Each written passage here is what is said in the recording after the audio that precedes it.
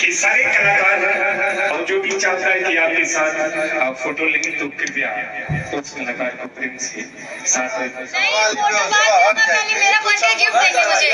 Gift मुझे चाहिए, बता वो नहीं चाहिए, वो नहीं चाहिए। अपना शूटिंग छोड़ के आए हैं। मेरे बहुत पता है, मुझे पता है। और इसके विवेक जी कहाँ है भाई? उधर विवेक जी को धन्यवाद। और एक बार प्लीज माइक वाला एक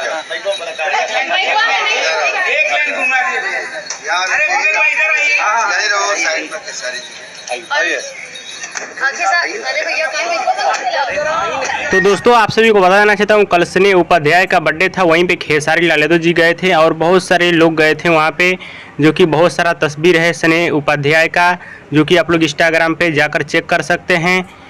देख सकते हैं विशाल सिंह भी गया था सनी उपाध्याय के बर्थडे में, जो कि आप लोग ये तस्वीर देख सकते हैं।